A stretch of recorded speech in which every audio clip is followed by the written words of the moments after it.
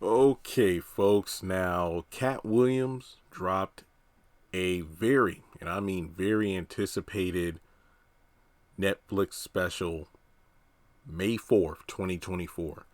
It was a live show, but unfortunately, where I live at, it was raining, so it kind of messed up the internet connection.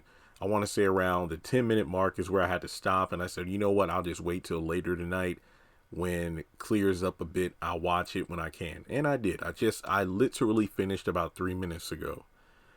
And ironically enough, despite being called Katt Williams woke folk, I was having a hard time trying to stay awake getting through it. And not because it's like 1 a.m. in the morning. No, it's just the fact that this special wasn't it wasn't it just wasn't it at all, just to be blunt about it.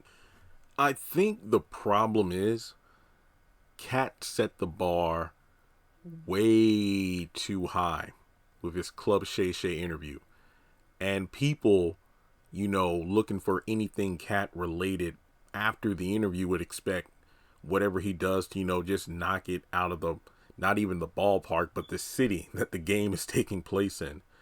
But this, what was the last one he did? What was it? The Netflix special, Make America Great Again? Not exactly those words, but I know it was one of, if not his first Netflix specials.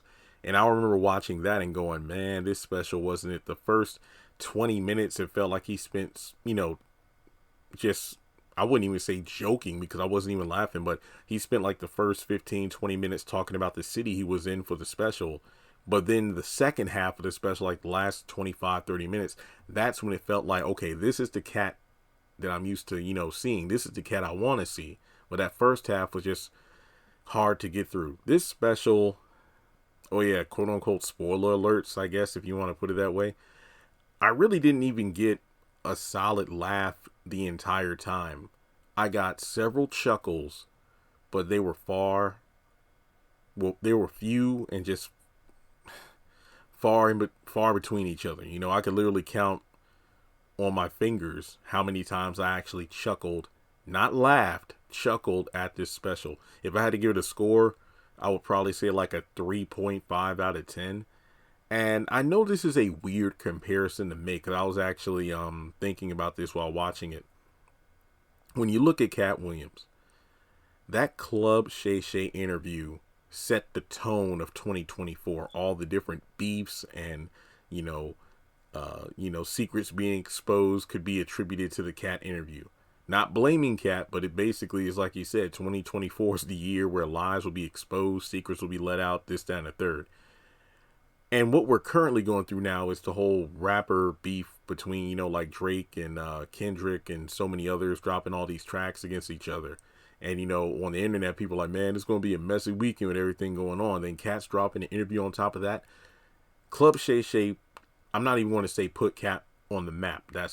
Katt was famous. Just like, with Chris Rock, he got slapped by Will and then his ticket sales went up. Chris Rock was already a celebrity before the slap. I don't know why people think that, oh, well, yeah, it's a good thing that slap happened for him. It's like, he's been consistently successful for a long time.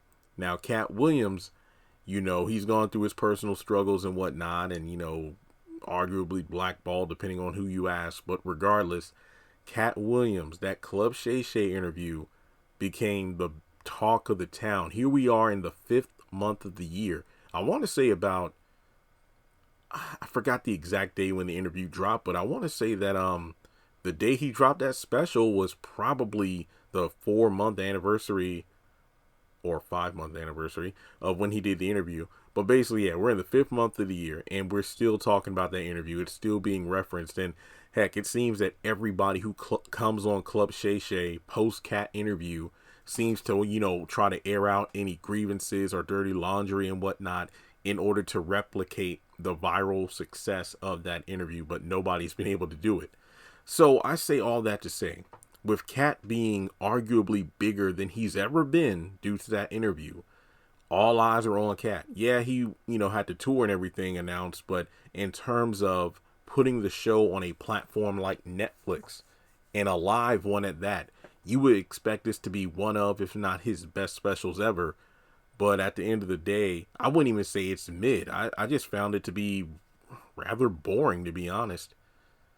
And I want to compare it to Taylor Swift. And I know that's a weird comparison to make, but if you checked out my video talking about the Tortured Poets Department, Taylor Swift is arguably more famous now than she's ever been, thanks to the past couple of years. You know, like last year, she had the huge Eras tour that broke so many records. Then on top of that, you know, the past couple of years, she's been releasing re-recordings of her old music and releasing like Midnights and, you know, her relationships, the Travis Kelce one being the biggest one. And, you know, that's gotten a lot of traction in the media, especially with Taylor popping up at the football games. So her brand has just expanded so much. So you would think whatever new project she put out after the year and success of, you know, 2023, as well as her boyfriend winning the Super Bowl and whatnot, you would expect whatever project she puts out to be amazing. Now, the double album has broken like different records on Billboard, Spotify. Last I checked a few days ago, all top 10 songs on Billboard are Swift songs from her new album. But I listened to the double album and I felt like this wasn't her best work, you know, arguably her most vulnerable, but the lyrics and production were just mid, and it just didn't feel like this was the level of quality that you would want to deliver to the consumers at the height of your career. So when it comes to Katt with this special and Taylor's album, I just felt like, nah, these aren't it. And for Katt, you know, with all the visuals and sound effects, I'm like, okay, there have been stand-up specials where I've seen comedians use, like, you know, PowerPoint, if you will, like a couple of pictures here and there. But Katt it just felt like he was a student in class giving a presentation. And, you know, he was trying to make it funny with this pictures and whatnot. But like I said, I got a couple of laughs here and there, but this special wasn't it. I mean, yeah, he was spitting some facts in there, you know, in terms of, you know, the world we live in today, the wokeness factor.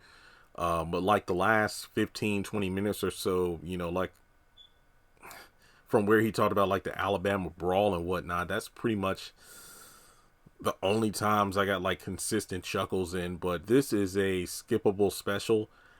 Honestly, I kind of want to say I forgive Katt for this special, because the dang Shannon Sharpe interview was so funny that you can literally just go back and rewatch it anytime and get a lot of laughs out of it. I mean, I'd rather take the first 20 or 30 minutes from the Club Shay Shay interview and watch that over and over again than this 63-minute special, because there was hardly anything special to say about it, to be, you know, just blunt about it. This was not worth it. I highly recommend, if you have not watched this special and you still think the Shannon Sharpe interview was like the funniest thing ever from Katt Williams, I advise you not to watch it, because this special will make you go, what the heck was this? Katt could have just kept that. No. So let me know your thoughts in the comment section below. Yeah, I give it a 3.5 out of 10. And I'll talk to you all in the next video. Make sure you like and subscribe.